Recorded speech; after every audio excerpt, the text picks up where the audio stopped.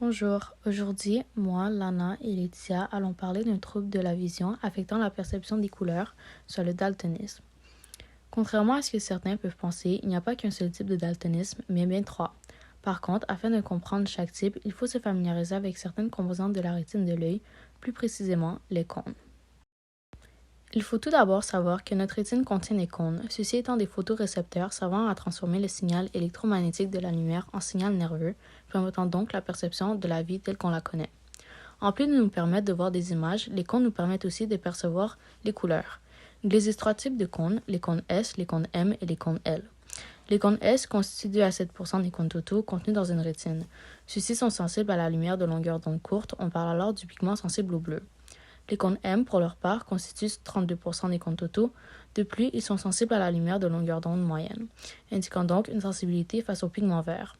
Ce qui en est des cônes L, ils constituent 64% des cônes totaux. Ces derniers sont sensibles à la lumière de longueur d'onde longue, annonçant alors la sensibilité au pigment rouge. Après avoir survolé le concept des cônes, il faut maintenant comprendre le lien relativement simple entre ceux-ci et les trois différents types de daltonisme. La trichromatie anormale signifie qu'un des trois types de cônes ne fonctionne pas correctement, c'est-à-dire qu'une personne daltonienne ne verrait pas un certain pigment clairement. Le dichromatisme, cependant, annonce qu'un des trois types de cônes ne fonctionne pas du tout. Donc, par exemple, dans cette image, une personne ne verrait complètement pas le pigment vert ou le pigment bleu. Puis le monochromatisme indique que 2 des 3 types de cônes ne fonctionnent pas du tout non plus. Donc, une personne normale verrait toutes ces couleurs, tandis qu'une personne souffrant de monochromatisme ne verrait pas de couleur du tout. Des termes existent aussi afin de décrire l'absence de chaque type de cône réceptif. On parle alors de deutéranopie lors de l'absence de cône réceptif du vert, de protanopie pour l'absence de cône réceptif du rouge, puis de tritanopie lorsqu'il y a une absence de cône réceptif du bleu. En bref, ces termes complexes sont simplement utilisés pour désigner les teintes de couleurs qu'une personne daltonienne n'est pas capable de voir. Pour poursuivre, la majorité des cas de daltonisme se transmettent génétiquement ou plus précisément de manière héréditaire. L'anomalie se situe sur le 23e chromosome X. Ainsi, les hommes ont plus de chances d'avoir la maladie puisque ceux-ci n'en possèdent qu'un.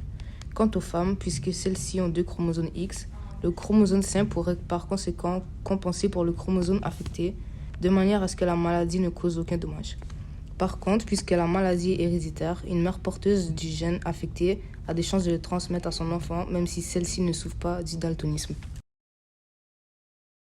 Il est aussi possible que la maladie ait été causée par une blessure ou bien par une maladie affectant la rétine de l'œil ou le nerf optique. En effet, puisque le nerf optique ainsi que certaines autres composantes de la rétine sont des facteurs primordiaux à la transmission d'images et de couleurs au cerveau, s'ils sont touchés par un gène malade, il y aura directement des conséquences liées à la vision, incluant entre autres le daltonisme.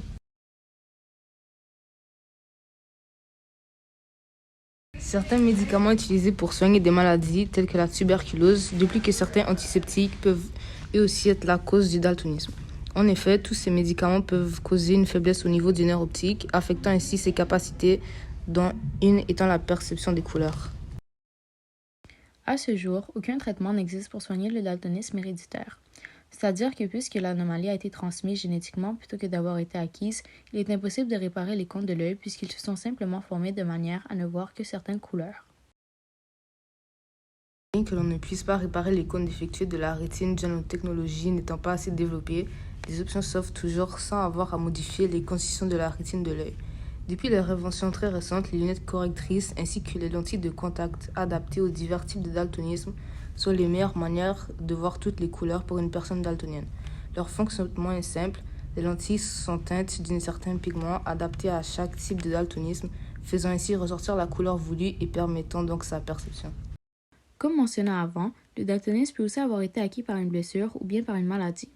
Bien qu'il est impossible de réparer les cônes défectueux, il est cependant possible de réparer un nerf optique défectueux. En effet, la majorité des cas de daltonisme ayant été acquis n'affectent pas réellement les cônes de la rétine, mais bel et bien le nerf optique. Ainsi, un médecin peut effectuer une simple opération afin de permettre la perception des couleurs telles qu'elles étaient avant. En définitive, le daltonisme est une anomalie de la vision affectant les cônes contenus par notre rétine et peut être causé par divers aspects, tels que l'hérédité ou bien par une maladie ou une blessure, causant ainsi un mélange de certaines couleurs. Celui-ci est divisé en 3 types, sur la trichromatie anormale, le dichromatisme ainsi que le monochromatisme. De plus, la deutéranopie, la protanopie et la tritonopie sont des termes indiquant l'absence de certains types de cônes.